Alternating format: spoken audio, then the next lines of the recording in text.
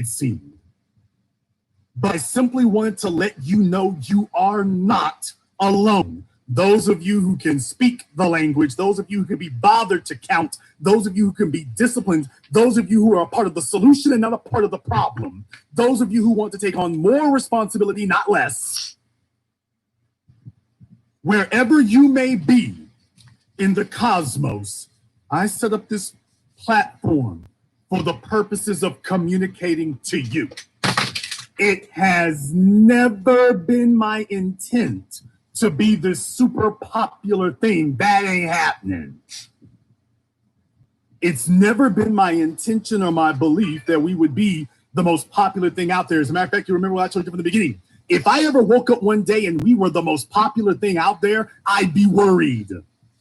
I would be worried if I woke up one day and we were the most popular thing, because I would know something's dead ass wrong.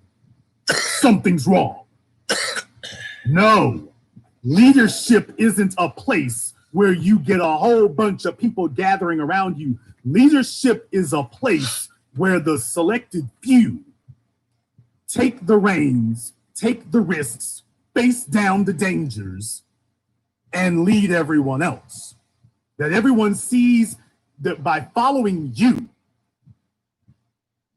that you've got the right direction. Leadership is something that inspires. It's not something that everybody just jumps up and starts doing.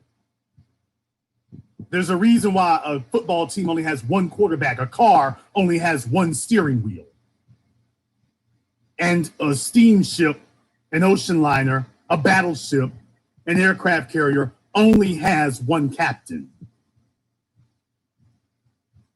And it was a scary, daunting thing for a lot of people, because you had been taught in social media that if you didn't have tens of thousands and hundreds of thousands and millions of people around you, that what you're doing doesn't matter. That's what you were conditioned to believe. That if you didn't have a bunch of people around you, then what you're doing doesn't matter. And I set out on a mission to prove that's a lie.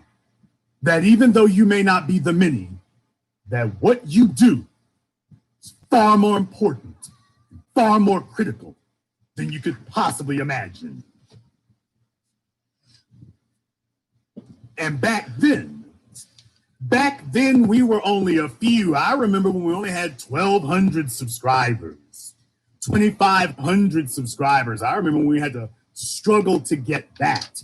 This has been a long, hard road.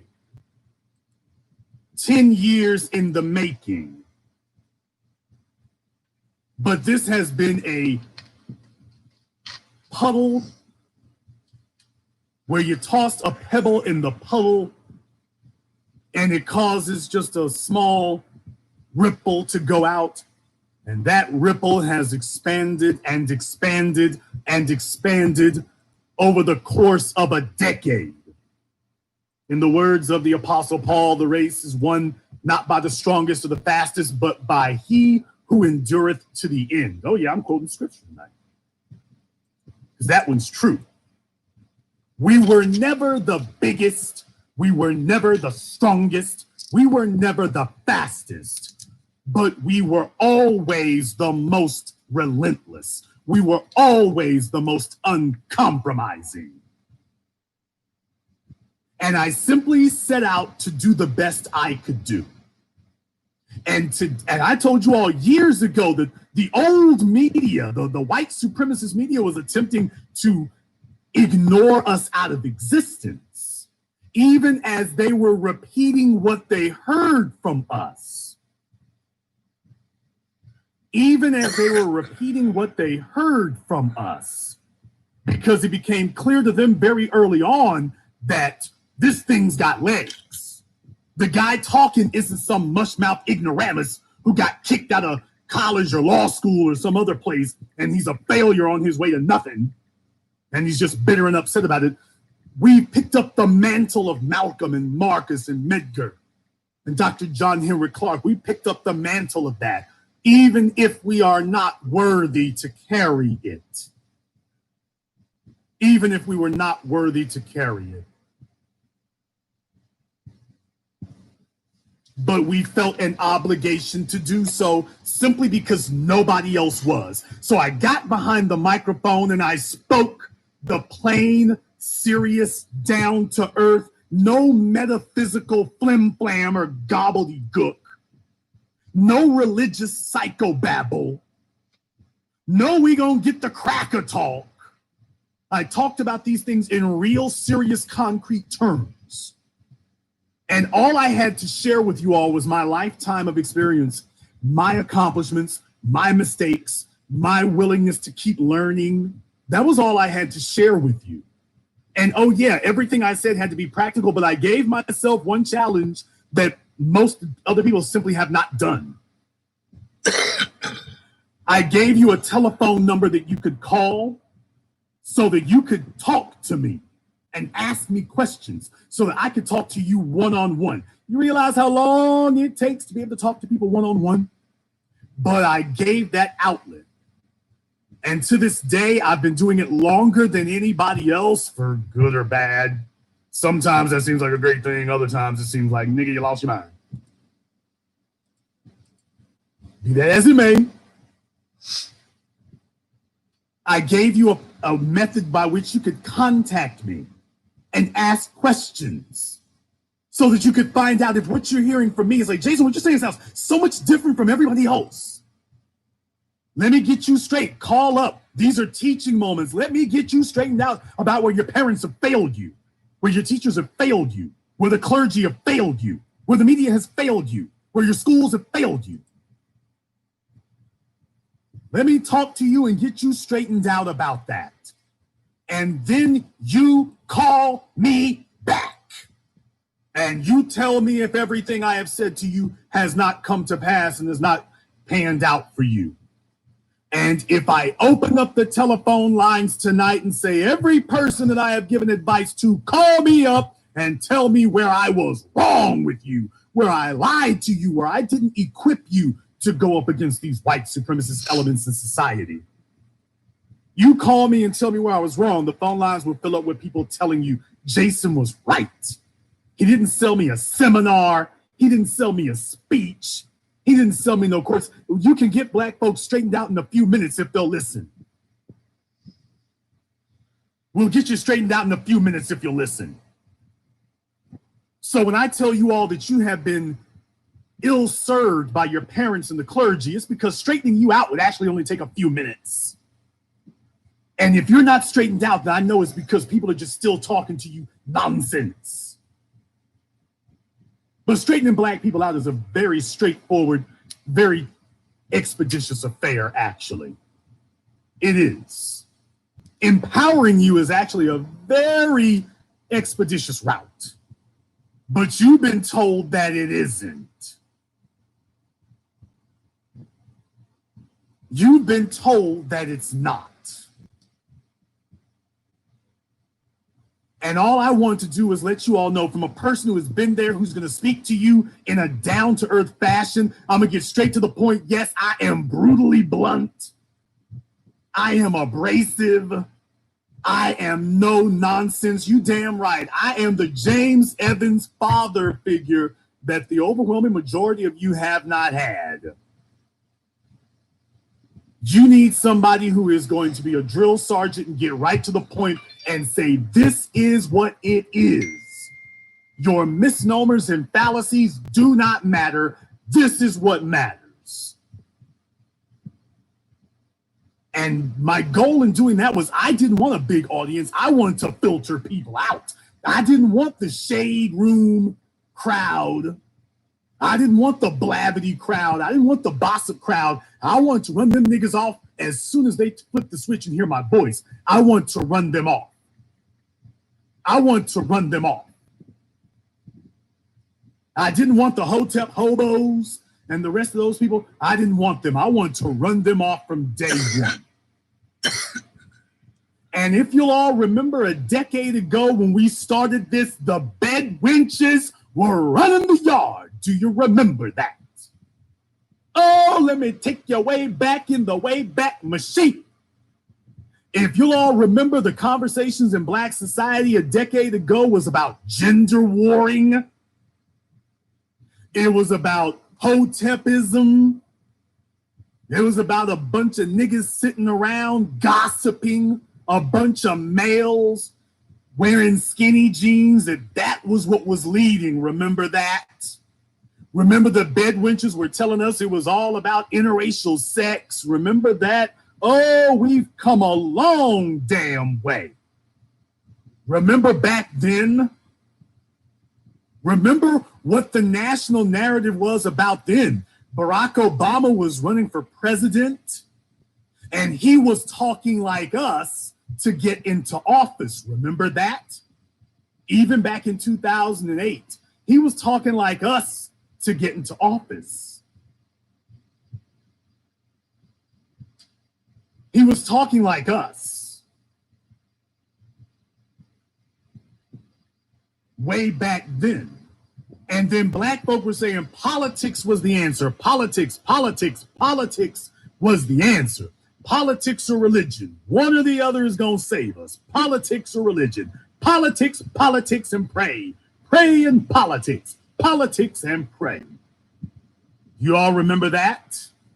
Do you all remember when the national conversation in Black society was about politics, praying, and college?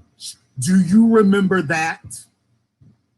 You remember when the national motto of Black people going to the polls was vote for the lesser of two evils? Remember that? Remember when that was the coin of the realm?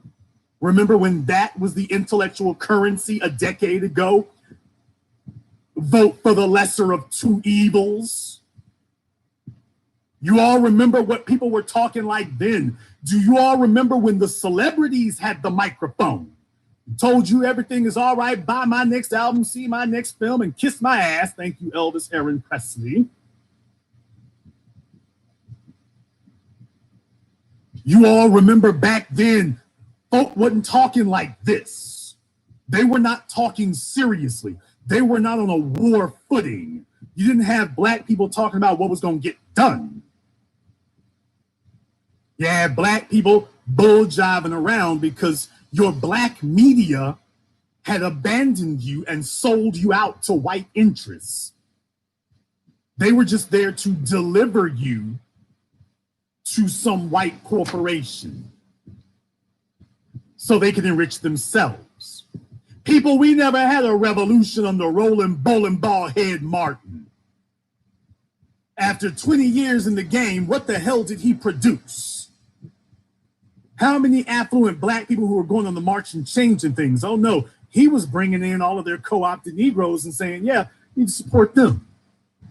So it was a shock to the system because what they were unwilling to accept was that we were willing to do the footwork and put in a decade of time, day after day, month after month, year after year, that we were willing to build a movement from the ground up in the image of Nat Turner, in the image of Denmark Vesey, in the image of Gabriel Prosser, in the image of Wallace Bard, in the image of Marcus Mosiah Garvey, in the image of Malcolm, in the image of Dr. John Henry Clark and Dr. Claude Anderson. There was a reason why my first film, 7 a.m., was dedicated to the majesty of Marcus Mosiah Garvey and Dr. John Henry Clark. It was dedicated to them.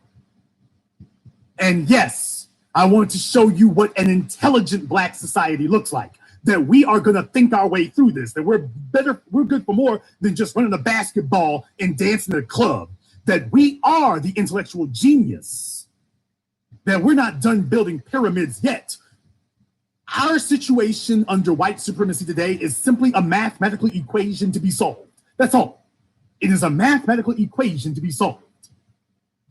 And I simply wanted to demonstrate that we're going to put our intellect to work and we are going to mathematically dissect, dismantle, and solve this problem. So when I set out, I said, we're going to build media. You all remember when I did my first videos about that, building media. And I said I wanted to do a documentary. I wanted to do a documentary about Black entrepreneurship.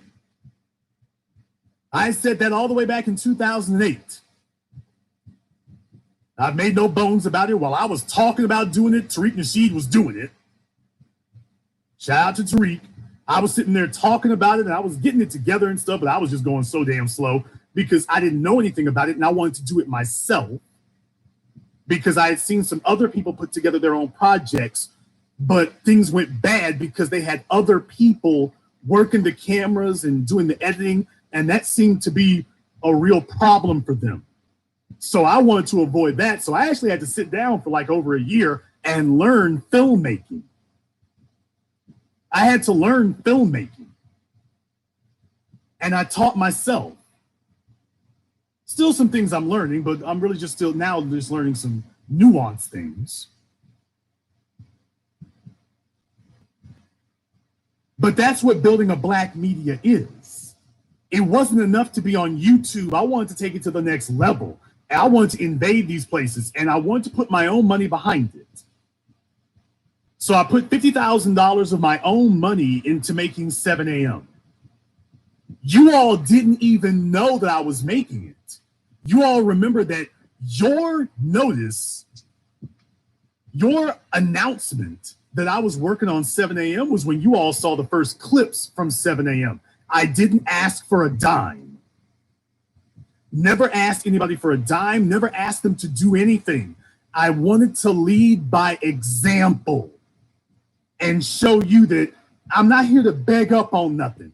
Let me show you leading from the front. Because if I'm not willing to invest in it myself, why should you? And then when we did our first crowdfunding, I will say it exceeded even my expectations. A guy that you all had not seen, a guy that you all had not met. That was really the acid test that illustrated to us our viability. But it also did something else. It put a tremendous burden on my shoulders. It put a tremendous burden on my shoulders because I know what people think. You all are so used to Black males who have to talk their way into things. They make grand ambitions and then they don't see it through. They don't make good on all of their illustrious promises. All these ambitious motives they have, and so much of the time they don't make good on it. So when I saw that people had contributed over $100,000 to little old me for little old 7 a.m., it didn't take the pressure off. It piled the pressure on. It multiplied it because I was like, I got to make good on this now. I have got to make good on this. So because I had the support of all of you, I was able to go to Lamar Billboards, a company out of Baton Rouge, Louisiana, who's made no bones about their animosity toward Black people. And I had negotiated with them. I was able to actually take out the time and the months and to negotiate with them. I was able to call WABC in New York, the television stations in New York, in Baltimore, in DC, in Los Angeles, radio stations in Atlanta, DC, Dallas, Detroit. With your support, we went everywhere with that. We got Dr. Claude Anderson put out there like nobody else because we weren't relying on just YouTube videos anymore. We put Dr. Claude Anderson's face for the first time ever. He was on public television, broadcast television in the single biggest media markets in this country. He was no longer some legendary figure, some niche personality that we talked about in the abstract on the internet. We put him front and center in the mainstream media, on their outlets. We took over their outlets and put the Black agenda front and center. Now everybody else has talked to him and Nas and all the rest of these people, but we put him on television.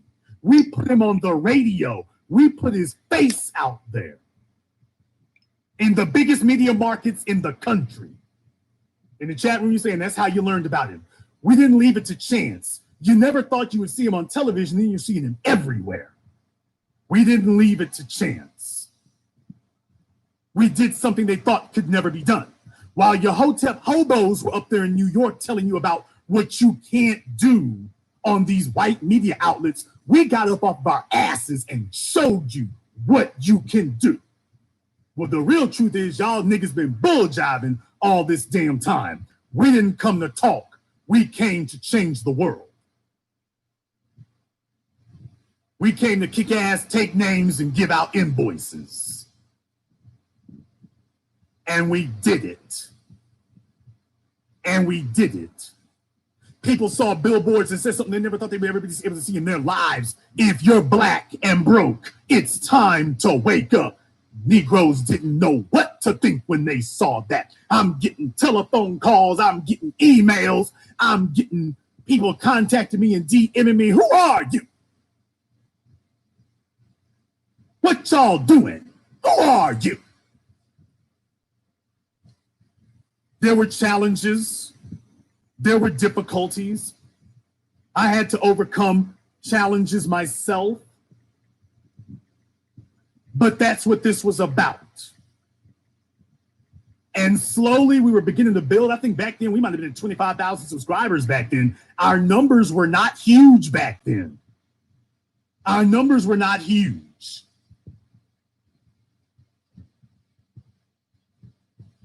Next up came Black Empowerment 1. For the first time ever, you saw that we were serious about this, and I went in my pocket again. Bolstered by what I was seeing, I went in my pocket again. It's a hell of a way to spend your life savings. I went in my pocket, and because these were men that I had such respect and esteem for, I didn't just bring them to Chicago. Well, in Boyce's case, I didn't have to bring them nowhere. I didn't just bring them to Chicago. I brought them there in limousines owned by a black limousine company. I wasn't talking it, I was living it. I had them picked up in limousines, and if I had to do over again, I don't know if I would have done it quite like that, because these guys were like me and they don't like to draw a bunch of attention to themselves. And it didn't really occur to me that, you know, if you have stretch limousines pull up for people, that tends to grab a lot of attention and make folks say, hey, this person's important. So if I didn't even think about the fact that, by the way, you're gonna have stretch limousines pulling up to a hotel. Do you really think people are gonna, in the middle of the day, you think people are gonna miss this? No, they're gonna see this. So if I had one thing to do over again, I might not have quite done the limousine thing the way I did, but that's neither here nor there at this point. But I wanted to show these men and demonstrate to them that their efforts were not in vain. I wanted to give them their accolades while they were here, because we didn't do that for Dr. John Henry Clarke, to our shame. We didn't do that for Chancellor Williams, to our disgrace. We didn't do that for Dr. Joseph Ben-Jochannan, to our humiliation. We didn't do that for them. We didn't let them know what icons they were. We didn't do that for them when they were here. Those black men were royalty, and they should have been treated like that.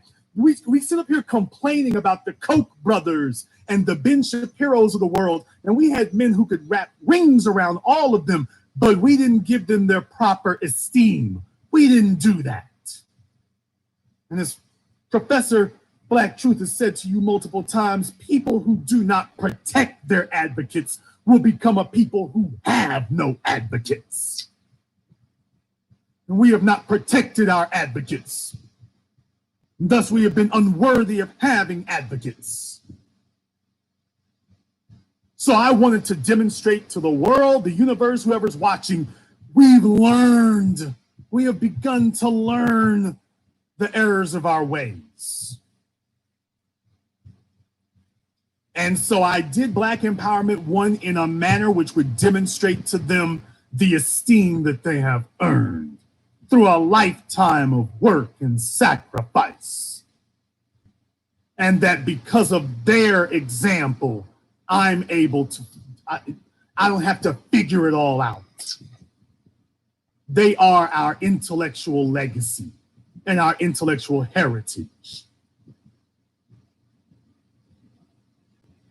Then came Gentrified. Everyone remembers about that. Boy, do we kick a beehive on that one. Now we got mainstream major media outlets contacting, harassing, wanting to know who in the hell is sitting up here putting up billboards talking about Detroit being ethnically cleansed. Black people are being pushed out of Detroit. Black people are being pushed out of Atlanta. Black people are being pushed out of Dallas, pushed out of Houston, pushed out of Los Angeles, pushed out of New York. Who the hell is this? How the hell you gonna sit up here and put it on the radio, on YouTube, on Facebook? Who in the hell is this? Telling the world that black people are being pushed out of these cities when the white supremacists wanted you to sit there and say everything's fine. Ain't nothing wrong. Who the hell is up here sounding the alarm? Oh, we galvanized people. Oh, we galvanized them. And that was when your white media and your old black media began their decline. Because at that point, people said, this is somebody who's speaking for me. This is somebody who's speaking in my interest, and he's not whispering it, and he's not standing on a street corner somewhere hoping somebody hears it.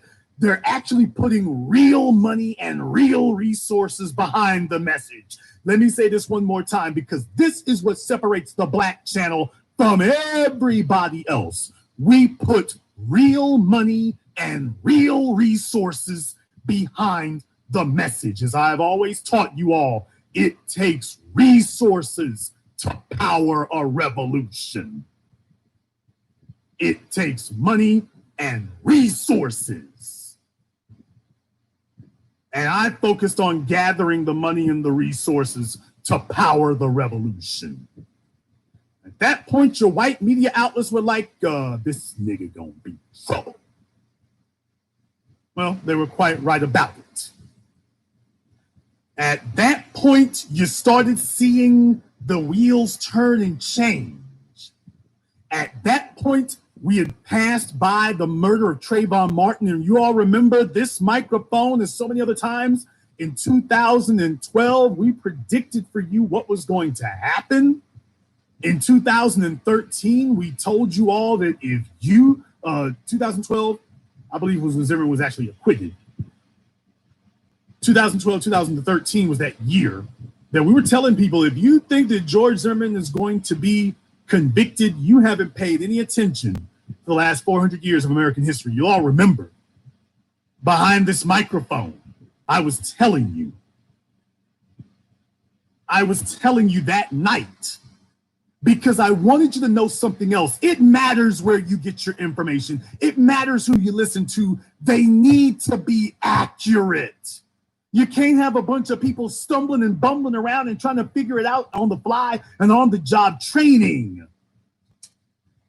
You need to have reliable information from people who can tell you not what has happened, but what's going to happen. I did it live that evening, putting it all on the line. If I was wrong and they had said Zimmerman is found guilty, that would have been the end for the Black Channel. Because you heard me say he ain't, no, they're not going to convict him. If you think he's going to be convicted, you're wrong. You ain't paying attention. And then they proved me wrong. At that point, I wanted to show you all. Everybody else was saying, they're probably going to convict him. I was the one guy who said over and over again, no, they're not. No, they're not. No, they're not. And you'll remember how the dynamic in America changed in one weekend when they allowed a white supremacist to murder a black child. It was Emmett Till all over again. And that was one of the major galvanizing moments that started to change everything. People started paying attention. Jordan Russell Davis, Mike Brown, Eric Garner, Tamir Rice, Walter Scott, Terrence Crutcher. The list goes on. People started paying attention.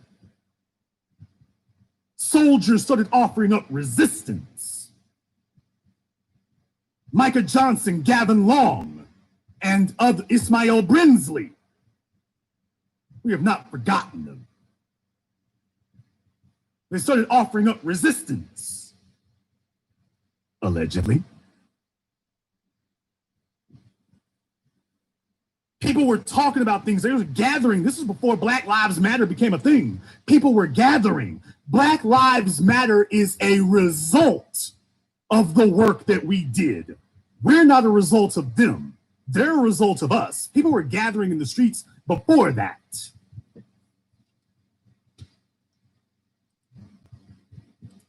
And then when we started talking about Black people being pushed out, Black people being ethnically cleansed, became different. And the narrative began to change. The narrative began to change. And all of a sudden, Barack Obama's benign neglect and hateful indifference wasn't enough anymore. People were paying attention, not to him dancing, but a slow, silent murmur began. You know, what are you doing for Black folk? What are you doing for Black folk? What are you doing for Black folk? And it got louder and louder until by the time he left office, it was a deafening cacophony. He thought he was going to hand us off to Hillary Clinton, and the new Black media came and slapped the Black vote right out of his hands. And at that point, they said, damn it, we got trouble, all hands on deck. That's when the files began and the dossiers began.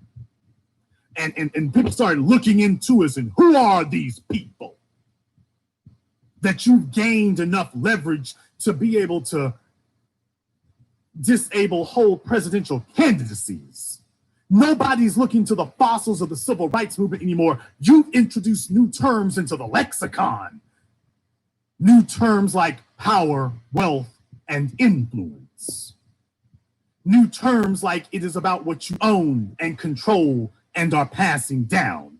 New terms like respect is earned, not given. New terms like you got to watch these old niggas. New terms like Black first. New terms like that.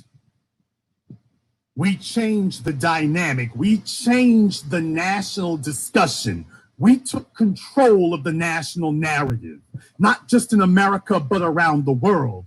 And we started the drumbeat about reparations. We started the drumbeat a decade ago. But I warned Black people then that when it comes to reparations, I'm not sure exactly what it is that Black people feel we're owed, because Black folk tend to be all over the place. But I am convinced that whatever it is, white society is not going to just give it to us. Reparations will be taken, not given. Long before the A-dunce crowd, of now that they've been exposed as the Democratic puppets that they are, and the LGBT flunkies and activist front group that they are. You remember we were doing this long before then. Remember, this microphone was talking about people who were not the descendants of American slaves, these Black immigrants. I was talking about that from day one. I was talking about that for a decade before the A-dunce crew stole it. We were talking about that for a decade. Who remembers me a decade ago telling you all that I never met an African immigrant, particularly the females, who were polite. When they come here to the United States, they're quick to turn their noses up at you. I was talking about that a decade ago. Go and take a look when Donald Trump was first elected. I was the one saying, you know what? Trump is giving the work specifically these. Everybody was talking about the Arabs, but I said y'all and y'all Black immigrants also. Trump is giving you the work, and you know what? Yeah, you on your own. Oh, people, you can go and check the archive on that. Go take a look when Trump was first elected. I did a broadcast that captured a bunch of people's attention because Jason, we're talking about the Arabs. I'm like, yeah, I'm talking about all these people because these African immigrants in particular have been echoing and imitating these white supremacist behaviors. When I first said it, it was controversial. Jason, you gonna get them deported. I said they love white zaddy so much. Go get his help now. When I said it, I was the only one doing that. I was the only one doing that. That was it. I was the only one doing it.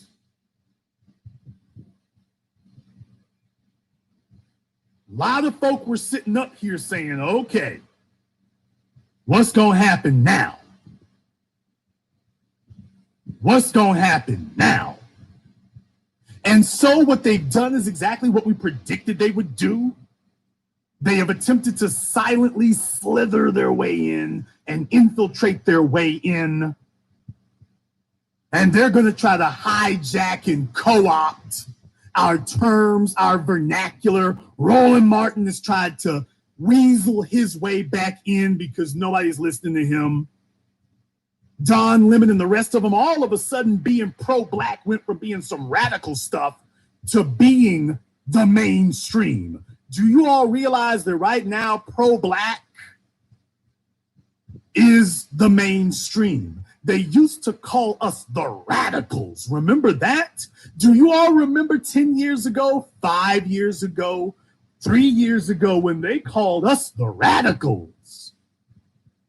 They said that we were extremists. Remember that?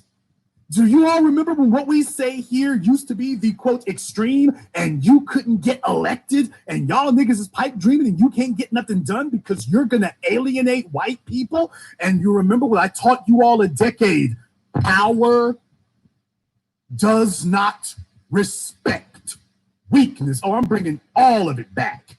Power does not respect weakness. Power respects power.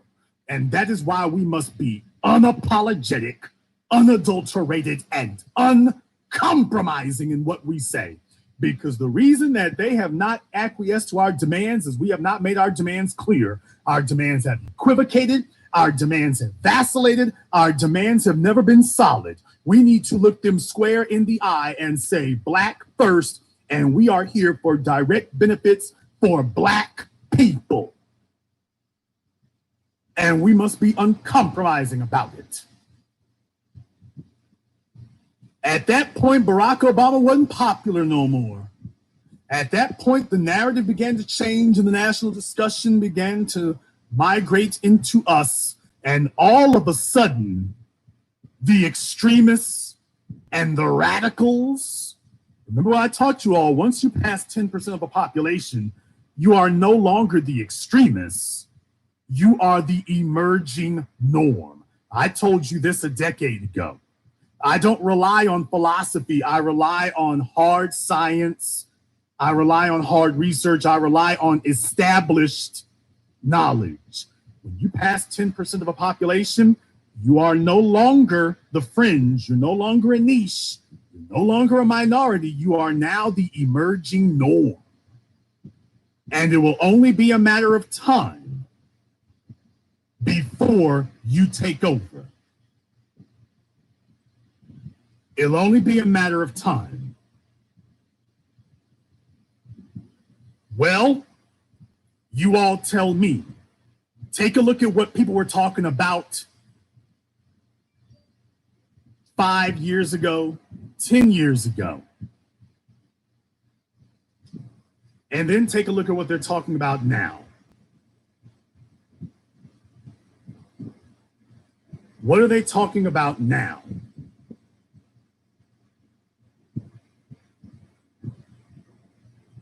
Do they sound like what they were saying then?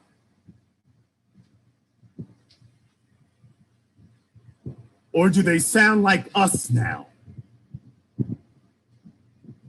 The people who used to be called the radicals and the extremists, they sound like Does the world sound like Barack Obama anymore, telling black folk we gotta wait? Sounding like John Lewis, you need to pray and thank your enemies for busting your damn head open? Does the world sound like them now, or does the world sound like us? Is the world using their talking points, or are they using ours? People, other than the phrase Black Lives Matter, will you please tell me what is the Black agenda that Black Lives Matter has articulated? Someone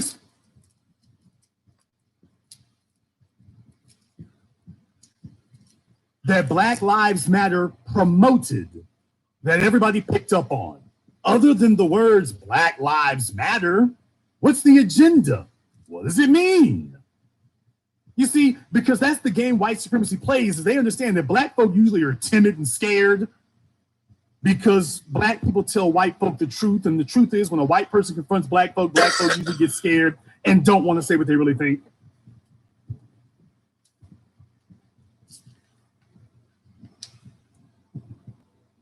Well, then they came to us.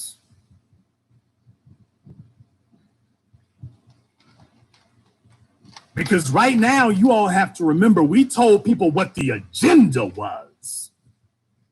Oh, and they picked up on that. When we came through, we said the agenda is Black empowerment. And when, for the first time ever, when people asked you about what is Black empowerment, we said Black empowerment is defined as dollars.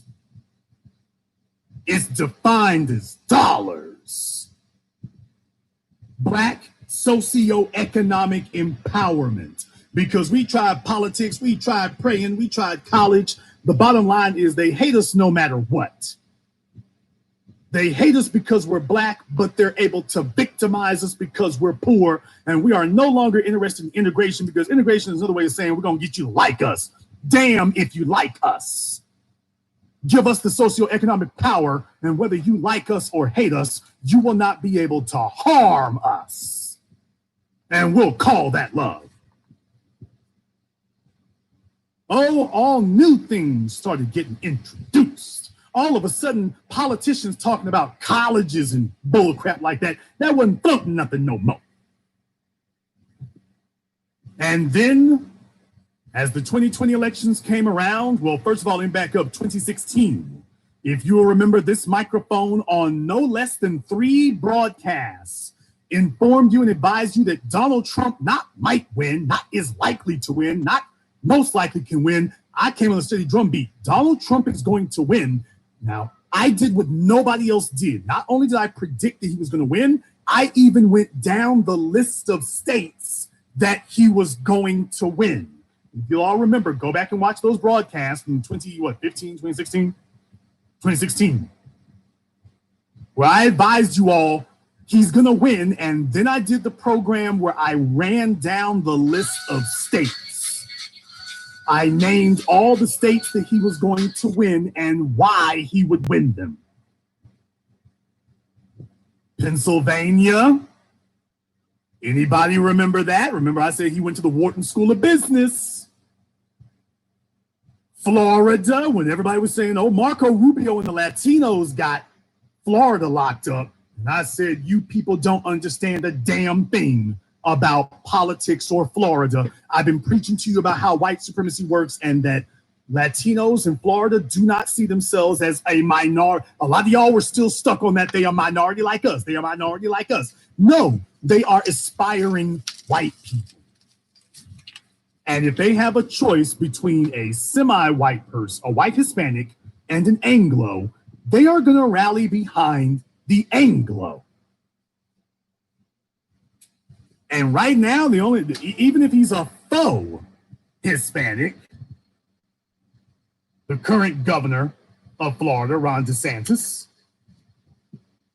well, he's an Anglo. We'll go for that. People not paying attention and not wanting to accept the realities, because for a lot of you, you listen to this stuff, but you don't take it seriously. What we say here is serious. This is serious analysis and insight that will explain it.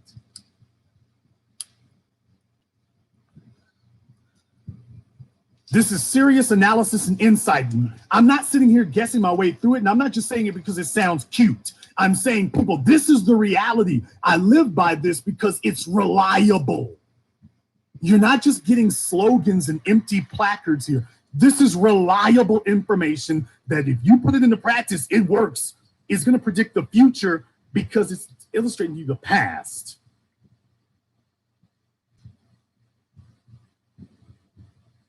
So from George Zimmerman to Donald Trump's nomination as the Republican nominee and then the election as president of the United States, we predicted all of it.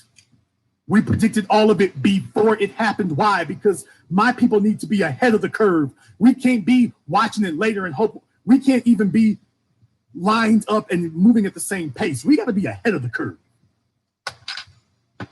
And my job was to dedicate my abilities and resources to getting us ahead of the curve, which is what Dr. Claude Anderson has attempted to do and done for us over the last 4 decades, to get us ahead of the curve. He told us when Latinos population numbers would reach ours and that the national conversation would change from black white to Latino white, and black people would be X'd out of the discussion altogether. And he was dead right. He got us decades ahead of the curve. I explained to you all long before Trump came into office. Remember, I did my program almost a decade ago where I was talking about Latinos see themselves as white, and that when it's time to vote, they will vote like white people. And black folk are trying to circulate this lie amongst ourselves that they see themselves as minorities. No, they see themselves as white. And we simply took that analysis seriously. And ultimately, the results bore us out. But at that time, people, the new black media is rolling. And I don't mean Roland Martin. Ebony and Jet are defunct. Essence Magazine is on life support. Black Enterprise used to look like a magazine. Now it's got the consistency of a comic book. Roland Martin and the rest of the Negroes all got kicked off of their cushy little cable TV jobs. All the house niggas got run out. And then the question became, coming out of 2018, when they saw that this wasn't temporary, this was real. Going into 2020, they were saying, so what's the black agenda? And we said something that they couldn't believe. We said, black folks stay home. If they're not offering us specific tangibles, they spent 8 years under Obama giving everything tangible to everybody else. Yeah, Tom Joyner is out on his ass. All the old black media crashed and burned. We put up the programs, RIP to the old black media. They were dead and gone. And the white media was finally just admitting, yeah, y'all run the yard. At that point, we run the yard. From the shadows. Oh man, they were mad as hell. They were mad as hell. And that is when you are coming into the presidency of Donald Trump in the very first year he was there. And by the way, I was retired. For those of you who don't know, people who know me personally, you all know, I told you, I'm done filmmaking. I'm retired. I'm done. I'm done. I'm through with it. I'm through with it. I got other things to do. This filmmaking thing takes up a year of your life, a bunch of expenses, a bunch of time. I'm done. I got other stuff to take care of.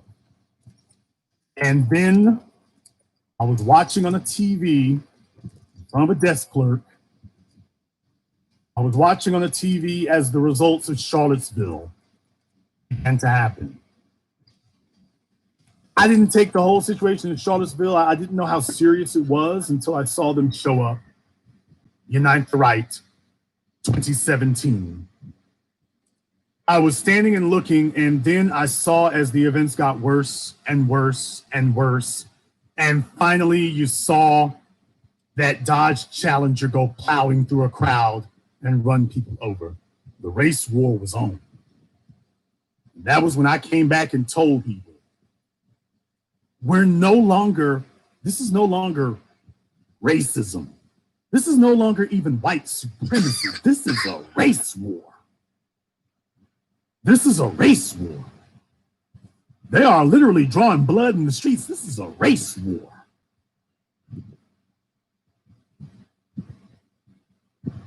I watched. I still wasn't convinced, but I watched on those TV screens as a sitting president of the United States in the middle of this race war in Charlottesville, as the white supremacists were on the march. He said a bunch of goofy things, but it was one thing in particular that he said when he said, "You want to take down the statues of Confederate leaders? What's next? George Washington? You want to take down Confederate leaders because they were slave owners? What's next? George Washington was a slave owner. Thomas Jefferson was a slave owner. We're going to take down theirs too?" And I was sitting there and listening as the sitting president of the United States, no filter, no compromise, was outright saying to you that being a slave owner did not disqualify you from representing America. He was defending the Confederacy.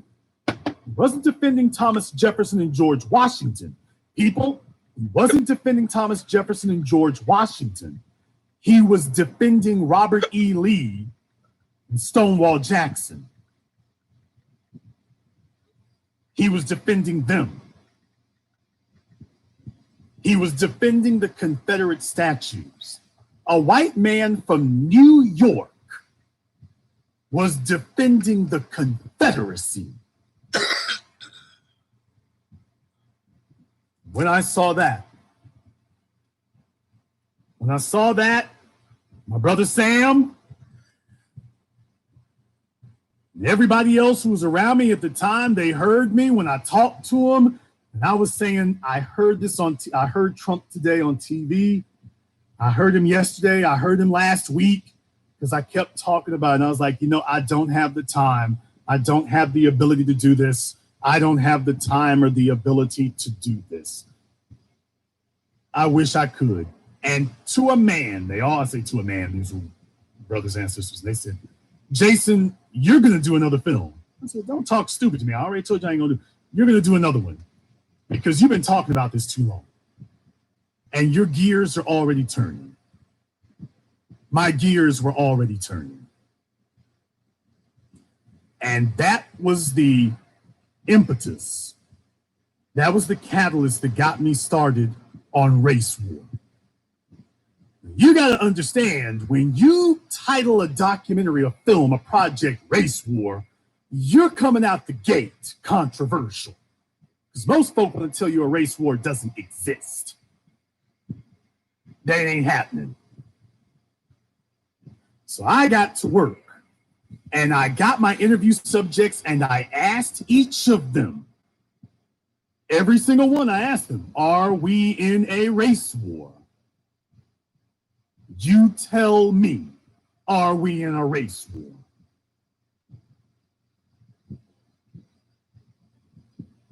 And from there, it went.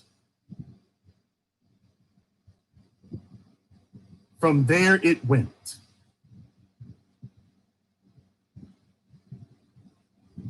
From there, I got started on it, and people understood this is going to be different.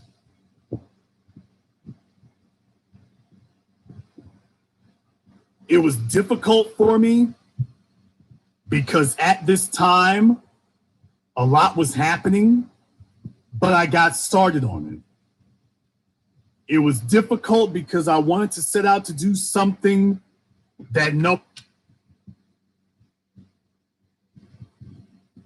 else had done.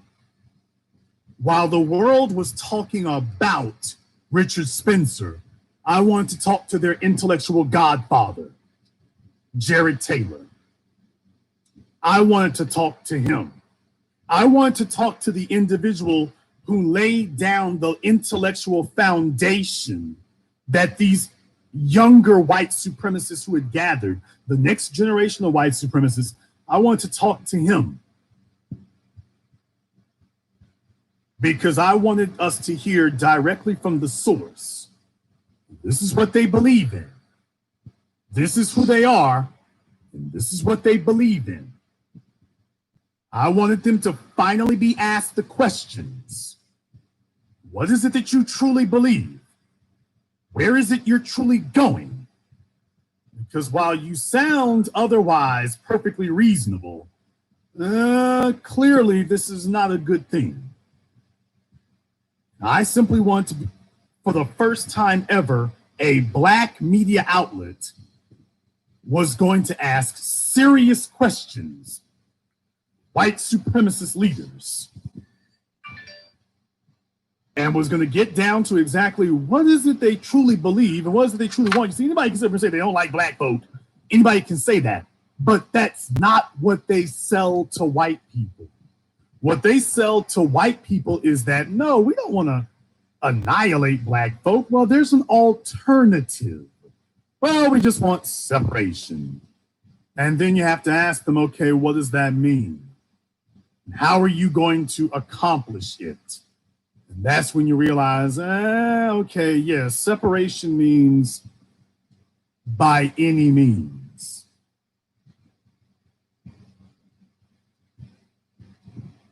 I also put together the first project that demonstrated and illustrated to the world that there is a difference between the white supremacists, but it's a difference without a distinction.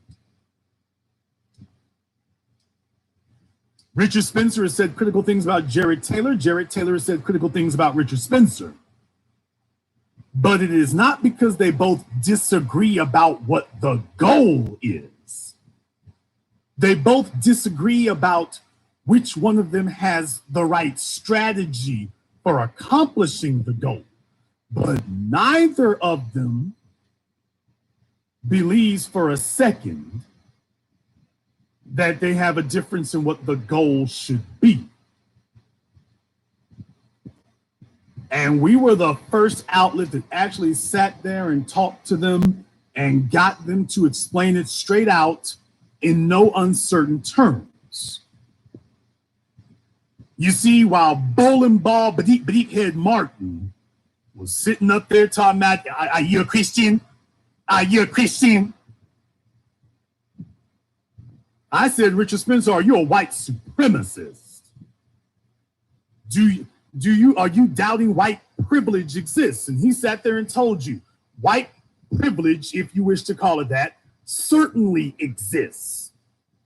It will always exist if other people, and then he explained our film Race War was the first one that really validated everything that Dr. Frances Cress Welsing said. Richard Spencer explained his fear of genetic annihilation when he said, white privilege certainly exists if other people have the power, they will use it for their benefit. So we need to use it for ours first. His fear is that if other people are in power, they will do to us what we've done to them. That's what's motivating him. People, how do you reason with someone who believes that your very existence is a threat to them? That you must be oppressed at all times, whether you're doing anything to him or not, that you have to be suppressed. How do you reason with someone like that? How do you make peace with someone like that? Who's telling you outright that your very existence he interprets as a threat and that you must be controlled at all times. no matter where you are or what you're doing, that you always constitute this ever-present possibility of disaster. I got them to say it straight out of their mouths. And now it's been immortalized. Your old black media was attempting to equivocate and appease. We did no such thing. I simply wanted to make the lines clear. I asked Richard Spencer, are we in a race war? And he said the history of white people, conquest, dominance, the history of the world is really the history of white people. So, who's going to win this race war? We are. Tell me, what would the headlines have said if Roland Martin had asked that question? Kind of makes you think somebody told him don't ask nothing like that. Well, then first of all, he'd have to have the intellect to ask it and the courage, which he has neither. I asked it. So you really have to look at your so-called black news people, commentators, your white media outlets, ask them why they didn't ask the questions I did. Why didn't they ask those things? I could, I did, but they didn't. So then it was time to march. And it was the most ambitious thing that we had ever done. Now you got major outlets, TMZ and everybody else. They didn't ask to speak to me. They wanted to speak to folks in my film. They want to ask to speak to me. And I'm like, I'm not hating on that right there. But I'm like, okay, y'all know. Y'all know. And when we put those up, and you got to understand, it was a struggle to get the TV outlets. And remember, I go on Sinclair. When I put up, it's really just, to be totally honest with you, it's almost kind of a spiritual thing if I were to characterize it as something. On Sinclair Broadcasting, you all know Sinclair is the Fox News of syndicated TV stations. Hardcore right-wingers, white supremacists. And by the way, they know who I am.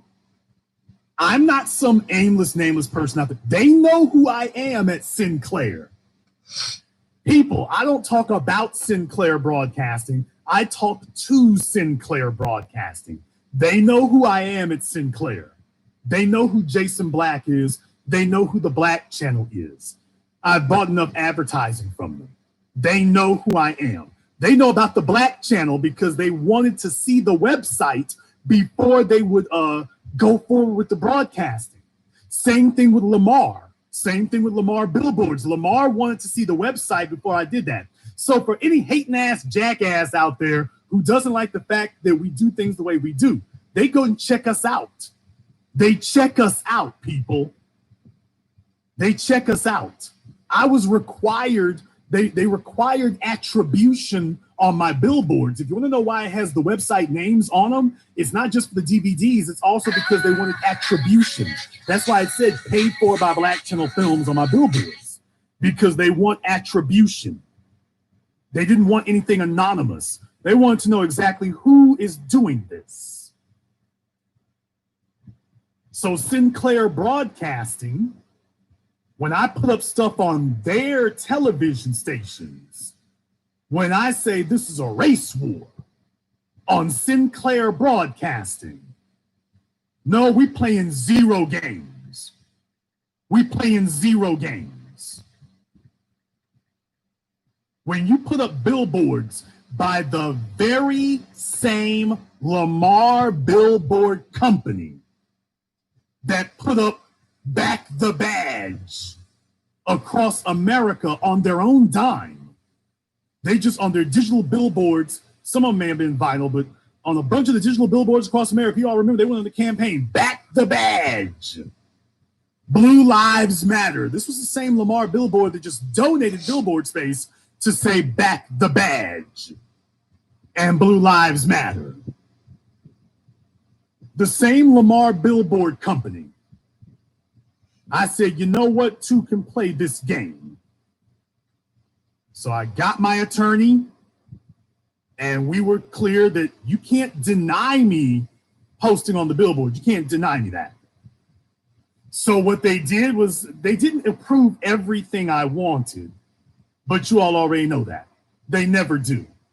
They practically never approve exactly what I want. Because you all are like, damn, Jason is posting some pretty radical stuff on these billboards. In reality, they didn't post what I actually wanted. I actually wanted to post New York is the race war, is the front line of the race war. That's what I wanted to post. They wouldn't let me do that. So I changed it to New York is the front line with race war in huge letters. They had to allow that because race war is the name of the documentaries. So yeah, we had to finagle things, but we were able to get it done because we had the time and we had the resources. I want you all to understand this is a 10-year journey that we've been on. This is a 10-year journey.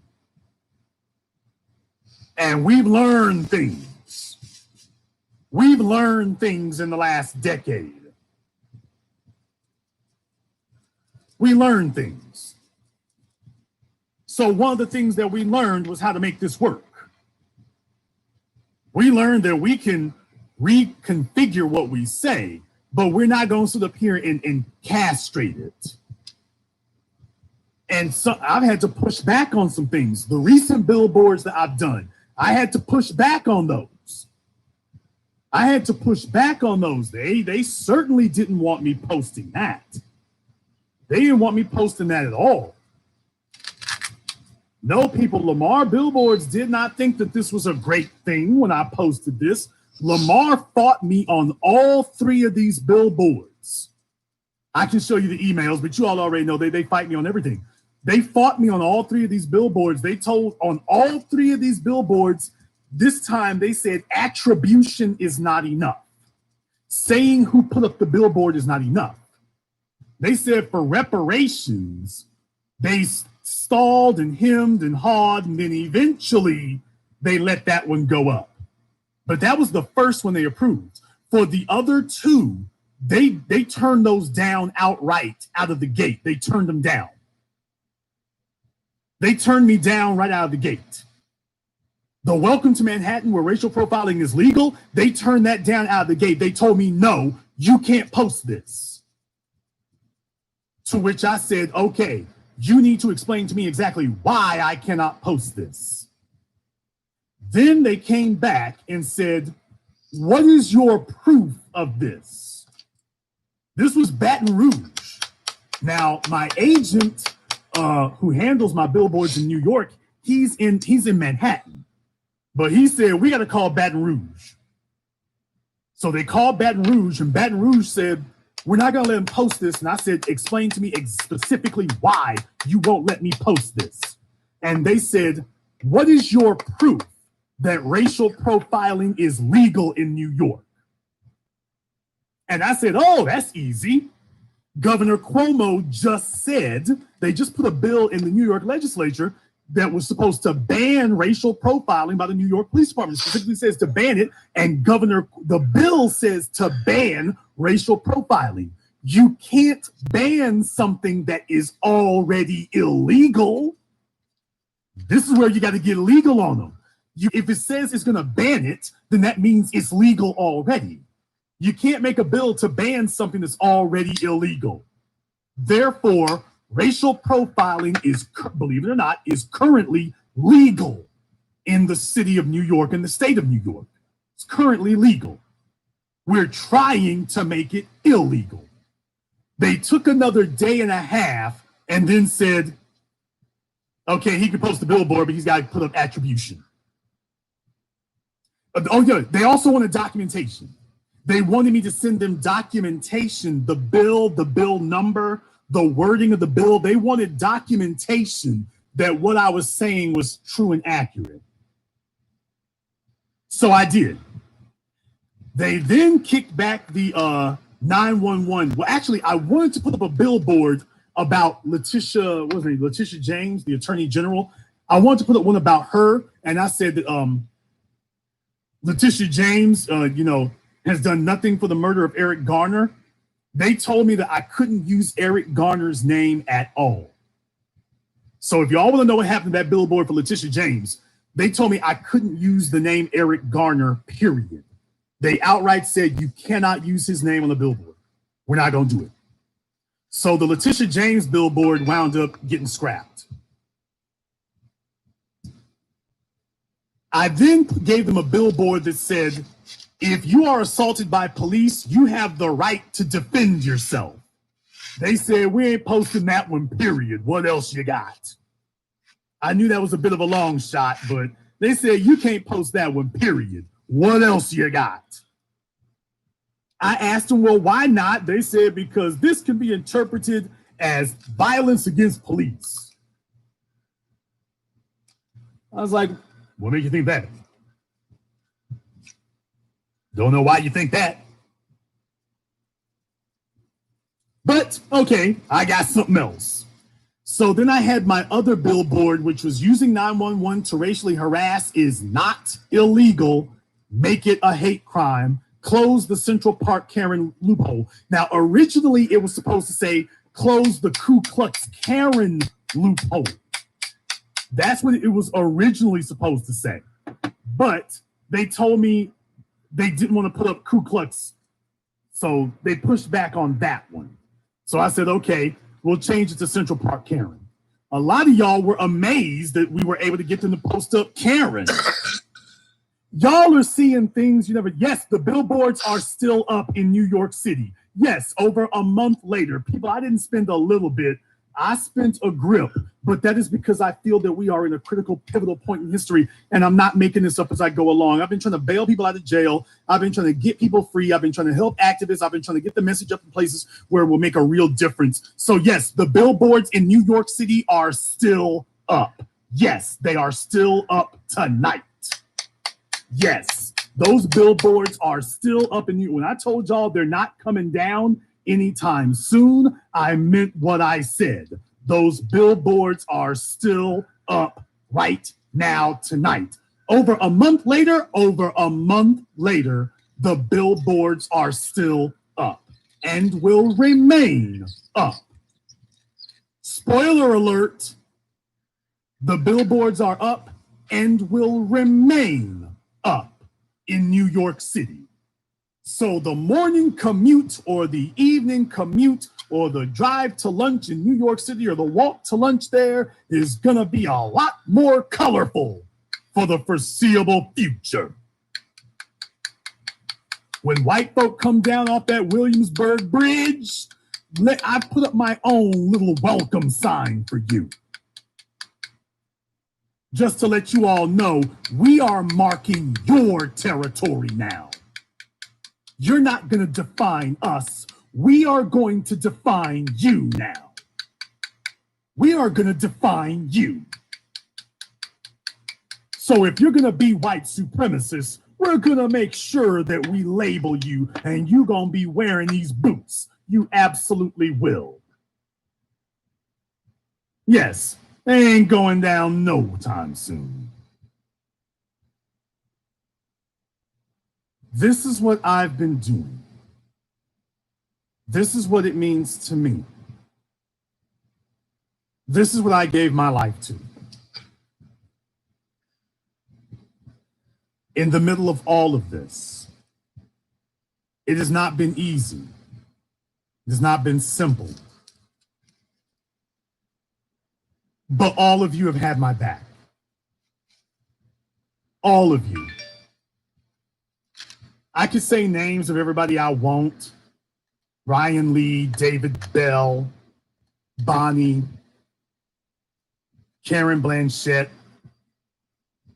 I could say names forever.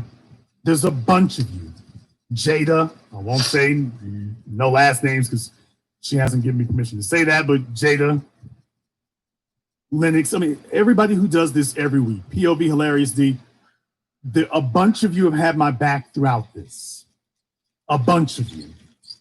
And you know who you are, and I want you to know that I know who you are. I know who my people are. I didn't do this by myself. I didn't do this on my own. I didn't make this happen by myself. I didn't sit up here and try to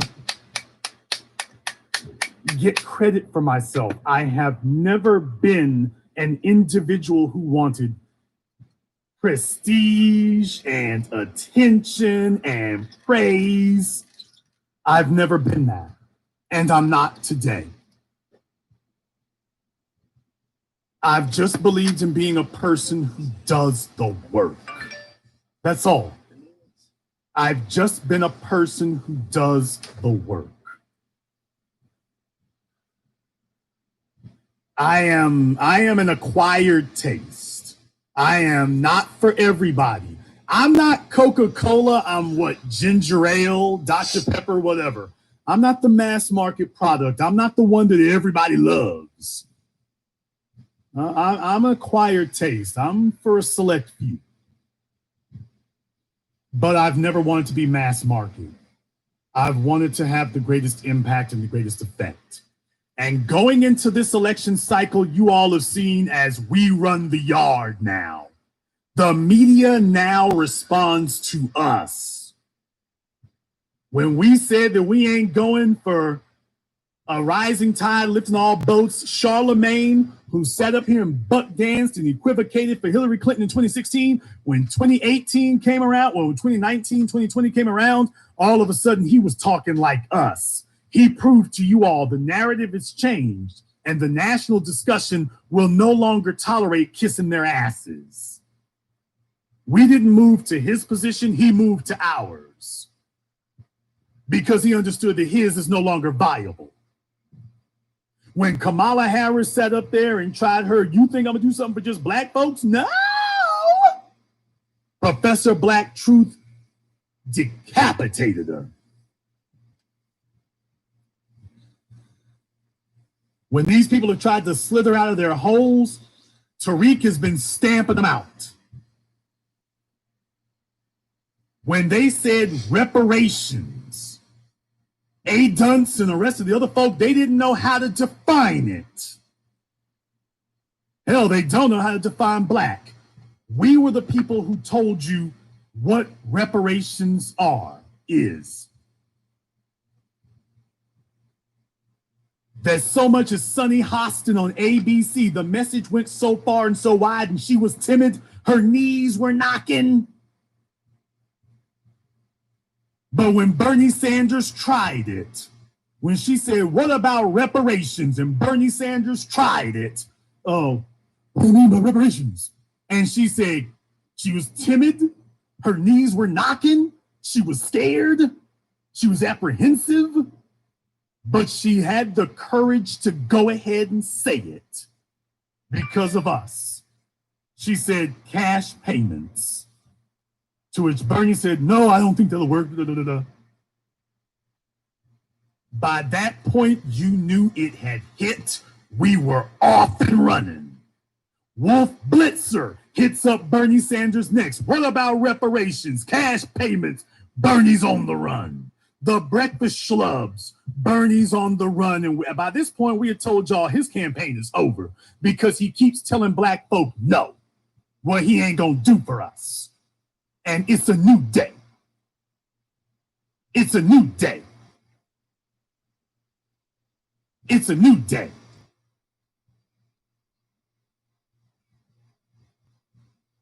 Didn't understand it's a new day.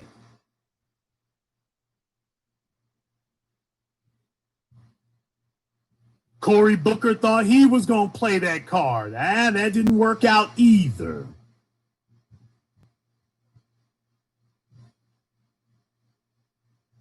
Everybody who tried that one, it didn't work. Now you got Joe Biden, not because anybody wants him, but because he's the last one standing. He is the least despised of all of them.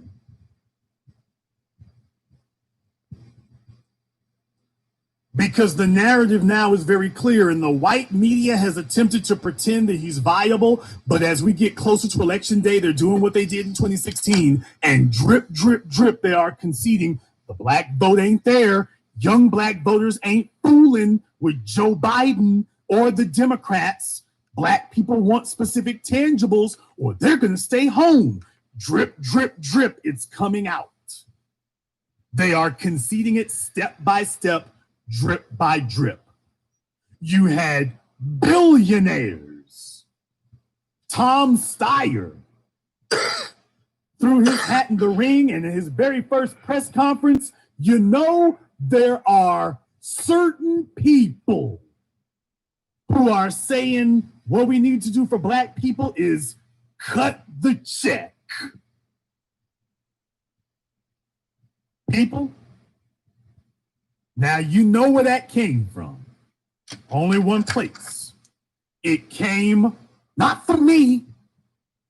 No, some of you haters out there, you hate that because you're not influential and nobody gives a damn what you say. Hate all you want to. But by the way, it didn't come from me.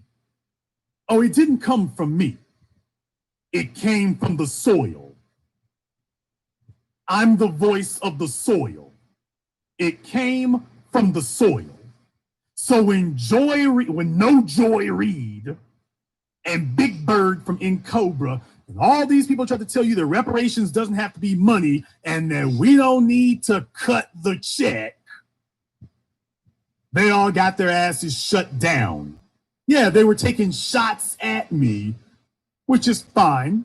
I have no ego to inflate or offend, but you got to understand, I'm not speaking for me, I'm speaking for the soil. And the soil has spoken, and the soil says, cut the check, not me. The soil has stated that you need to cut the check. And they tried to tell you, well, we can't do that, we can't afford it, and then I'll be damned, coronavirus hit. Global pandemic. And they pulled $10 trillion out their ass in a single week. While they told us they couldn't afford 16 trillion, but they were able to pull out 10 trillion in a week. All of a sudden, now you can't tell Black folk nothing about what you can't do for us. You can't tell Black folk a damn thing now about what you can't do for us. Oh, it's too late now. The horses are out of the stalls and are running wild.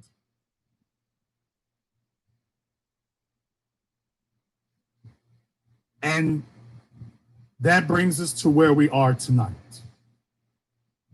The old Black media is dead.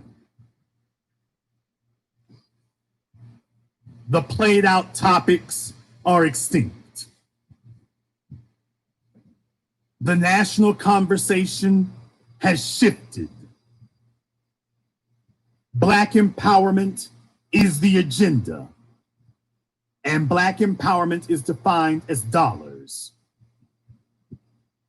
There used to be gossip. Now there is a code. There used to be whining. Now there is an agenda. There used to be compromise. Now there is no compromise. Your celebrity entertainers now bend the knee and bow and kiss the ring.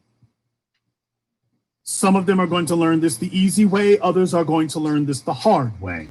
But they do not set the agenda. You will either follow the agenda or you will be crushed under the wheels of it. But the agenda does not come from the top down, it comes from the soil up. And we have been faithfully tending the garden of the soil now for over a decade. Myself and my brothers at arms and sisters at arms in the new Black media. We have been faithfully tending the soil. And it has borne fruit, and the harvest has been good after a decade. But this is not enough. I want to ask you all a question tonight that you have not asked yourselves, but it's a question that I ask myself all of the time. I'm certain there were moments where Dr. John Henrik Clarke and others asked themselves, and there are people who are giving us credit, but who's going to be the next John Henrik Clarke? Who's going to be the next Chancellor Williams? Who's going to be the next one? It has been my honor and my privilege to serve you. But I ask you tonight, who will be the next Jason Black? And do we have to wait until I'm gone before he or she emerges? I suggest to you all now that cannot be the case. I ask you, who is going to be the next Jason Black? Who is going to dedicate themselves to being informed, articulate, insightful? Who is going to do that? Who is going to do the work of constantly improving yourself, evolving yourself, being a person who speaks with a clarity and, yes, with a diction that instantaneously informs people that you're reliable? Who is going to do the work? Who's going to carry on the work? Let me explain to you right now, it is a thankless task. There will be no parades, there will be no accolades. No one's gonna make a statue of you. No one's gonna sing songs about you. People, they don't do it about me. No one's going to do this. And furthermore, if that's your motive, you're here for the wrong damn reasons.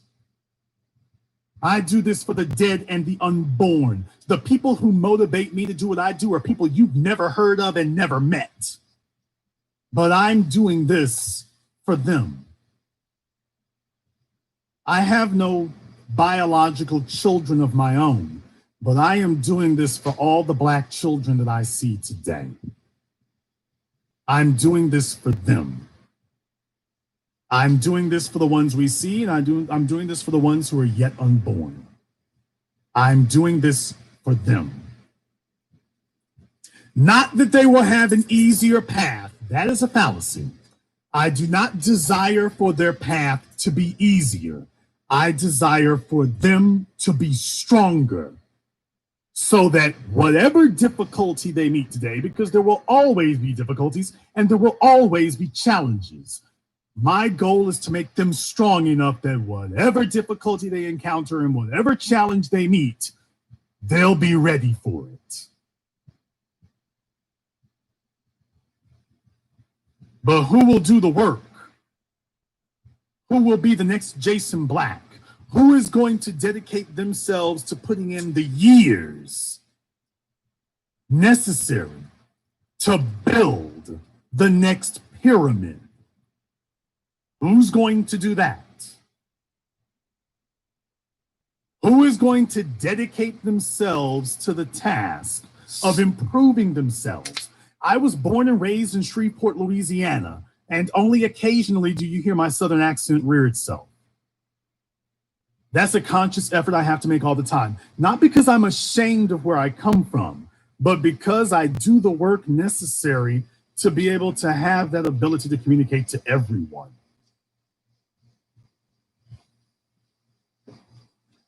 I didn't know about film. I didn't know how to make a film 7 years ago. I do now. I've been willing to evolve and adapt and change. Who is listening to me now who is willing to do the work to evolve and to adapt and to change and to innovate? Who wants to go from talking about being in an accounting firm to starting one? Who wants to be the first Black person to build your own skyscrapers in New York and Dallas? Who wants to do that? Who wants to restore the greatness of Black people? Or as I said to you all a decade ago, who still believes in a place called Africa, where we created language, math, science, medicine, the arts, where we built the wonders of the world, where we created civilization and then created it again and again and again?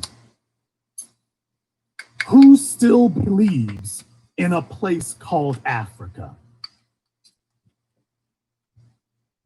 When you watch the Olympics, you're watching African greatness leading, but this African greatness that is still submitting to others. I want to see African greatness serving itself.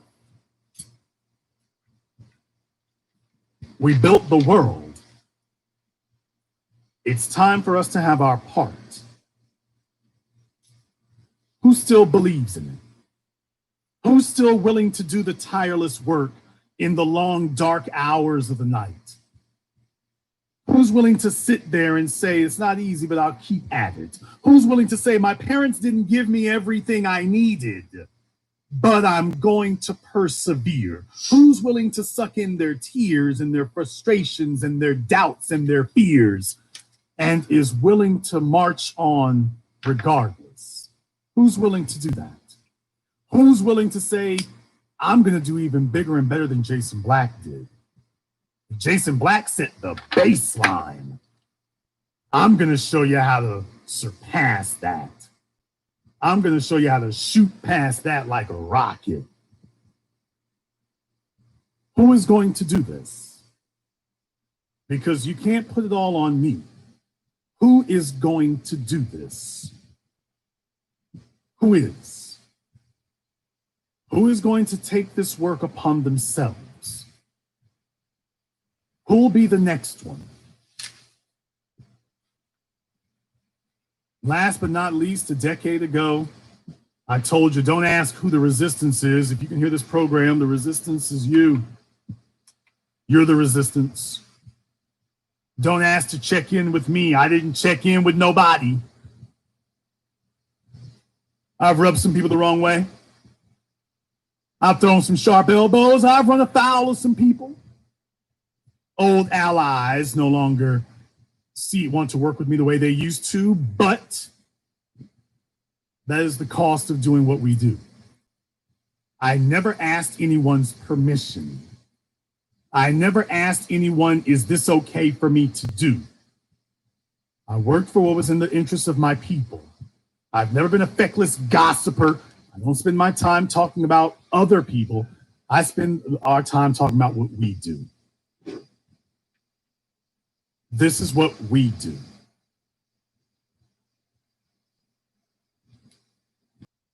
Do not ask me to tell you how to take the throne. If you have to ask me how to take the throne, you are unworthy of it. Your job is to see the throne and to sit upon it, and then to say, who will move me? But it's not your place to ask someone to give you permission to sit. If you are worthy of the throne, when you sit in it, you'll be able to stay. If you are not, you will be removed. I suggest you go prepared. We have made progress over the last decade, and a lot of people will say, wow, just 100,000 people in a decade. But let me tell you, we have the special forces. We are not the grunts. We are not the infantry. We are the special forces. We are not the elite. We are the super elite. Damn right I said it. We are not the best. We are the best of the best. We set the standard by which all others are judged and all others will be measured. We have set the standard by which Black empowerment is being defined. They hate us and they fear us, but they also respect us now, which is something we have not had in a long time. They're changing laws in Minnesota. They're changing laws in New York. They're changing laws in DC. They're confronting white supremacy left and right because we've demanded it. We've set the standard. Our agenda is the agenda. After all this time, we no longer need to compromise. They're the ones who have to compromise for us. But that is where we've been. I now want us to look to where we're going. And I want you to understand that you should be emboldened by everything you've seen. We need to be even more uncompromising. because black people have been compromising for centuries. We got a lot of lost ground to make up for. Our enemies are not going to go away. They are attempting to do what they have always done. They are attempting to adapt. They are attempting to evolve. They're attempting to co-opt a new generation of henchmen and puppets who are going to toe their line for them. Young black people who are going to tell black folk that white supremacy ain't that bad. And let me introduce you to the new white savior who's going to help us, or the new black puppet of the white savior who's going to do things for us. And yeah, you won't get anything right now, but just be patient. Every time we talk about what we need to get, these folk come up to us and try to remix or reformulate some recipe of the same old swill. Be patient, be patient. Yeah, you ain't getting nothing now, but be patient. Let the system work, be patient. No, the system is working. What we're saying is we will no longer allow the system to work because the system isn't broken. It's doing exactly what it's supposed to do. No, I cannot let your system work. I cannot. Your system is working, and that is precisely the problem. I have to destroy your system. Your system is broken.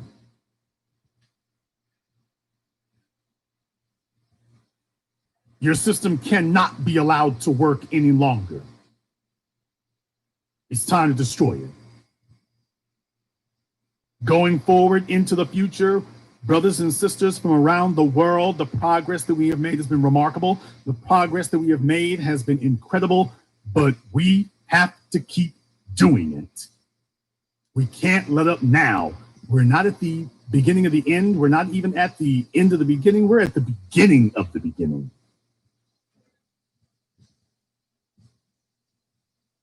So from here, we have to just take this as our encouragement and our motivation to keep pushing even harder, even more. No, the system is not destroying itself. No, it is not. The system is not destroying itself. No, it isn't. Anybody who thinks the system is destroying itself is grossly misinterpreting what they're seeing. The system has been solid up until we started chipping away at it. If we stop chipping away at it, this system is going to heal itself and is going to go back to business as usual. No, this system is not on its way down and on its way out. That's a pleasing lie that black people like to tell themselves so that we don't have to do nothing. No, this system is going to keep working, and it will reconstitute itself and it will heal itself if we don't see to finishing it. No, don't delude yourself into thinking for a second that this system is going to, quote, collapse under its own weight. People, white supremacy has been marching for over 1,000 years, and people have been saying for 1,000 years it'll collapse under its own weight. How's that working out? Donald Trump is in the White House. That's collapsing under its own weight. That is the system destroying itself. Is that destroying itself? That's what that means? No. This system will rectify itself and heal itself if we don't finish the job. The system is weaker now than it has been, but it is weaker because we have been destroying it. If we stop, this system is going to recycle itself, rejuvenate itself, and heal. So black folk love walking off the field. That's what the civil rights generation did. That's what John Lewis did. Get tired of marching? Let me go see if I can get me a cush little government job. Black folk love walking off the field before the job is done.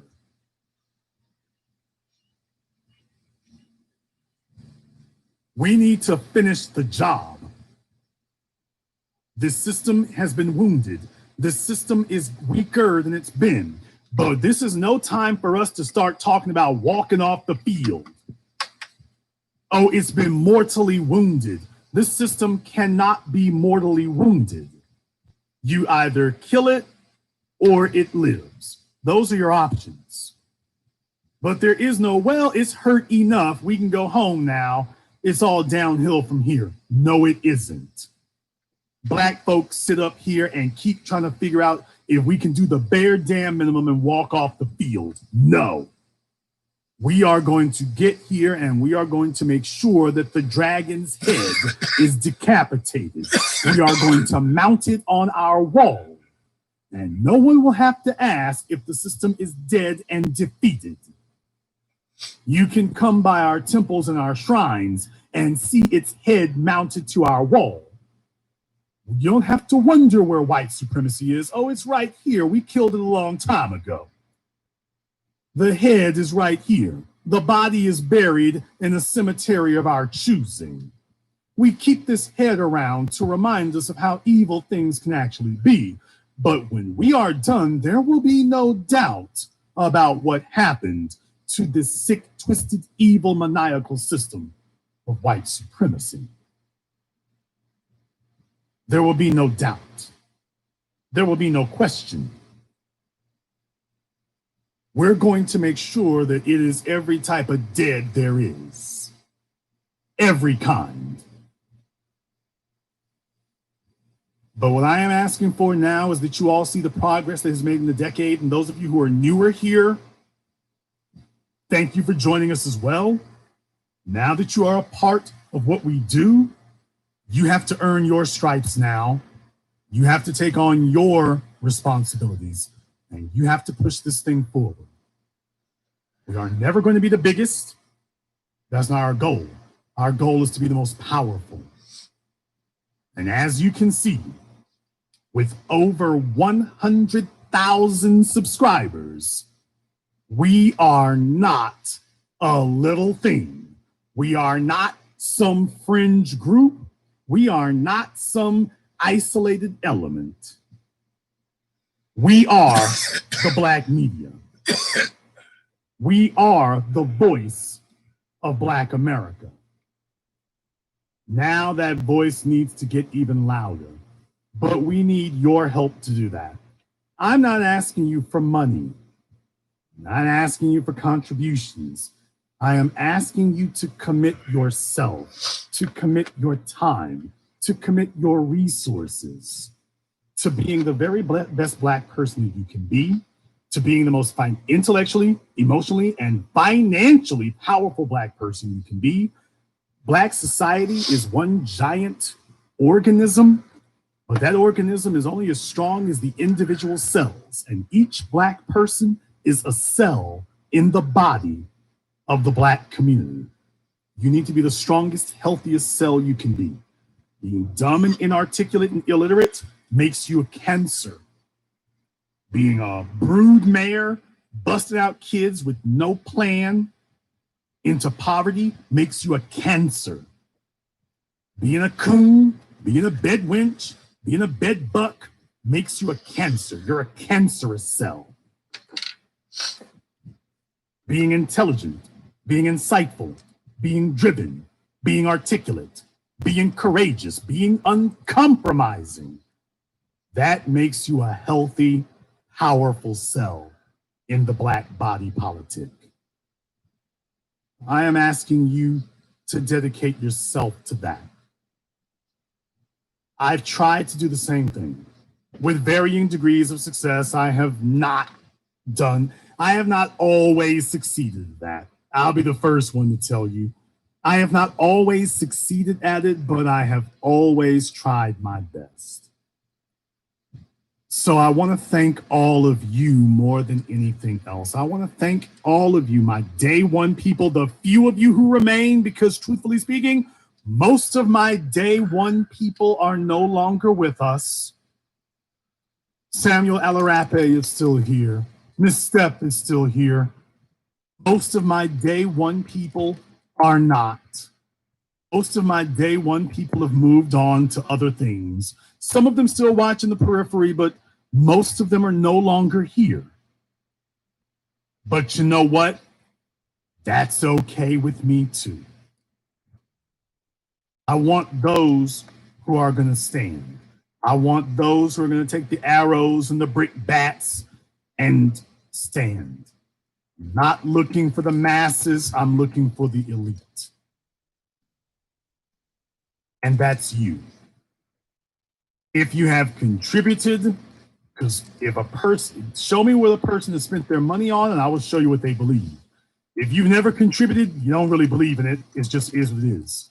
But for those of you who have given your time, given your effort, given your money, given your resources, given your support, I want to thank all of you because you're the Black Channel. I'm just a voice. I've never tried to magnify myself. I've never tried to popularize myself. There are no scandals about me. I've just tried to do the work. But I want to thank all of you. I want to thank all of you. You are the unsung heroes. To the rest of the world, you are, but you're not to me. I want you to know I know who you are. I want you to know that I've been grateful to you. Even if I don't say it very much, I've been grateful.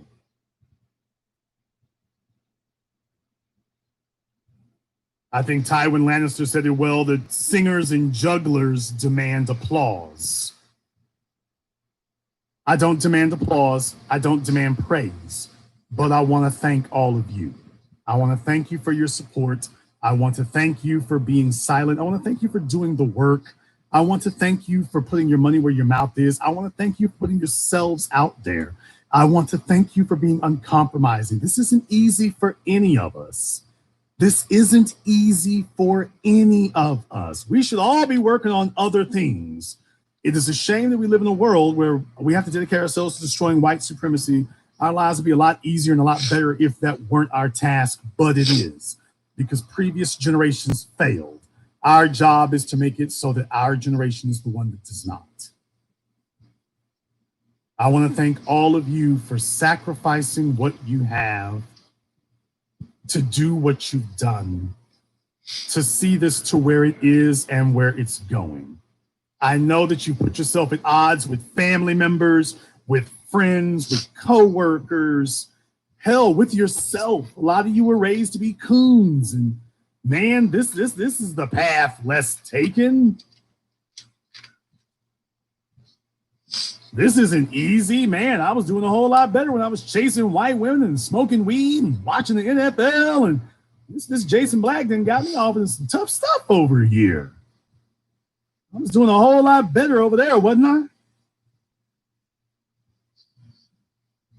That was a whole lot easier. Being the Terry Crews of the world, that's easy. All it costs you is your soul. But for those of you who were unwilling to mortgage, license, or lease your souls, I want you to understand and I want you to know I appreciate what you've done. It has not been easy. It has been a sacrifice. To every person who has hit the road and driven for 2, 3, or 4 hours to come and see one of these films so that you could be in the company of like-minded Black people, I want to tell you, I see you. I want to tell you, I know. I want to tell you, I've seen it. I want you to know that. I want you to know that your sacrifices were not in vain. To every person some of y'all have gotten on planes, damn, a car ride or a road trip.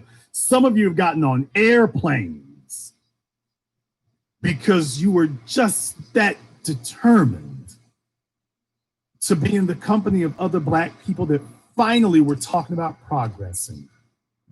I want you to know I see you. I want you to know that I know. I don't say your name. I don't have to. You know who you are. Just as surely as you know that you stole that candy when you were 4 years old, you know I'm talking to you. Just as surely as the bastard baby makers get triggered and upset and the bum niggas get upset when I talk, they know I'm talking to them. You know I'm talking to you. You know that that's you. You know that if the police kicked in your door tonight and said, did you contribute to the Black Channel? Were you one of those people? You know full well you couldn't lie and say, no, I ain't do that. No, I ain't with that. You know it's you. So don't sit here and act like it's minimized now. You know full well if they showed you, is this your PayPal receipt? Are these your emails? Is this what you were watching last week? You know full well that's you. That's you. If you're in the sound of my voice, if there's a receipt with your name on it, if you were standing in line at a theater If you were telling people cut the check in black first, if you marched out and took a picture under a billboard and posted on social media so that you could be counted, that's you. And I want you to know, I thank you for helping us for you being a part of helping us to get where we are. It wasn't easy. Building pyramids never is. I appreciate you. I appreciate you. Tim, did you say I didn't give you your phone call? Is that serious? Is he really going to do this now? Tim, if I owe you a phone call, just email me. I'm not going to open up the telephone lines tonight because I think we're doing pretty good right now. So you'll all forgive me if I don't open up the phone lines because I really want us to be able to end this on a high note. So I'm not going to open the phone lines. But that's another thing. A brief aside. By the way, that's another thing. I'm accountable. I'm accessible and I'm accountable. And I want that. If there's one thing I hope will be my legacy, I hope it is accountability. You all have been able to call me, contact me. You never met me, but there ain't nobody out there talking about, he was giving out perks. There's a couple of y'all who kept changing your damn addresses. But everybody has gotten their perks. Nobody's talking about where's the film, where's the movie, where's the billboard, what is this guy doing? Nobody's saying that.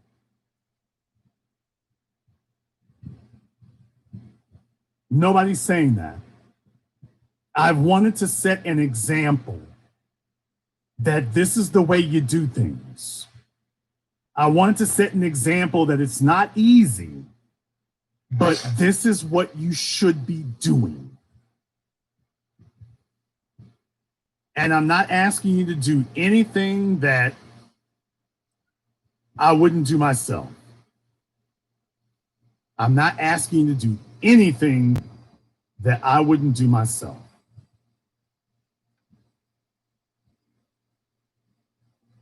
But I want to thank all of you for backing this, for being a part of this, for not giving up. I want to thank all of you for what you've done. Because you backing me has given me the encouragement, the motivation. If you all want to know what it is, every holiday I'm out here. I've been doing this for over a decade. Every holiday I'm here.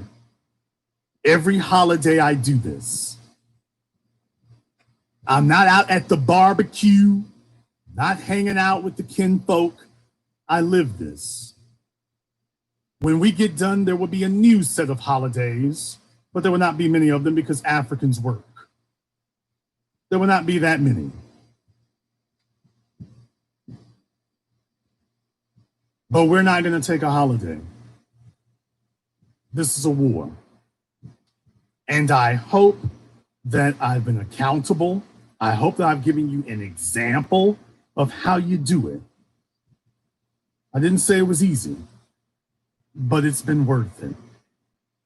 It has been worth it to see the national dialogue change and to see as the world now sounds like us. We're no longer expressing and venting our frustrations about what people aren't doing. The world now sounds like us. But we're not done, because you see, the world has only begun to sound like us. We are not going to stop until the world sounds even louder than we do. And at that point, we will not have to say anything. When you get up, you'll hear it every day.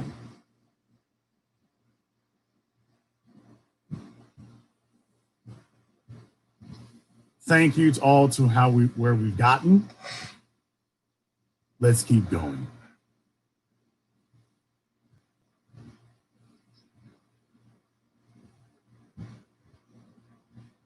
If you are new here to the Black channel, welcome to the haven of intelligent Black thought.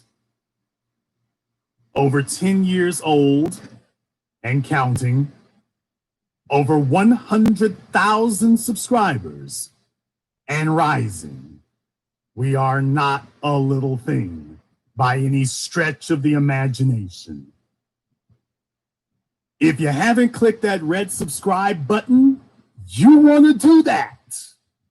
You want to be added to that number. If you have not clicked that red subscribe button, you want to do that. And if you haven't clicked that yellow notification bell, you want to do that too. Understand that we've been under a bit of a shadow ban. We get that, but people, we're not going to compromise and we're not going to relent. So make sure you do that, because the advantage we have here is take a look at our numbers from here to Twitter. People, we're not a little thing. And I've accomplished one of the missions I set out, the primary mission I set out to accomplish when I started the Black channel. I've accomplished that. People, over 100,000 subscribers, talking to a guy who the stuff I say is so damn abrasive and so blunt.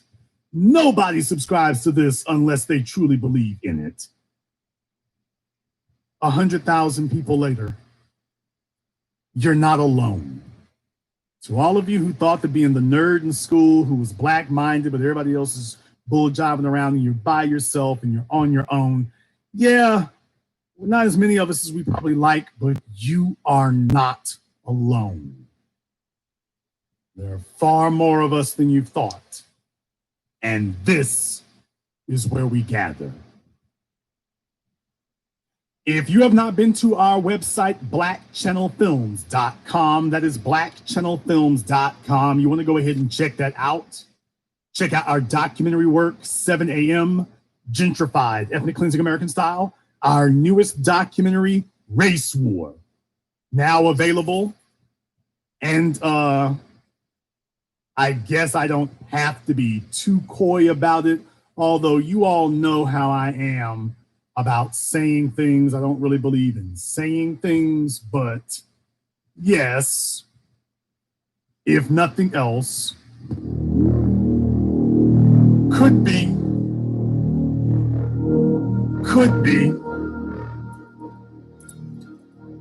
I don't know. It could be. We might not be done just yet. We've gotten a lot done. We've done some groundbreaking work. But don't be surprised if we're not done just yet. So, blackchannelfilms.com. That is blackchannelfilms.com. That is where we're doing this. And this concludes tonight's broadcast of the Black Channel. I am your host, your brother, your humble servant, just a guy from Shreveport, Louisiana, who didn't make any excuses to not do everything he could do, even if he couldn't do everything he wanted to do. He didn't make that his excuse for not doing all he could do. My name is Jason Black. I hope yours will be too. And until next time, my brothers and my sisters from around the world, all of you who have contributed to make this possible, remember to eat this, drink this, sleep this, think this, breathe this, feel this, live this, love this. It is everything that we are. Black first.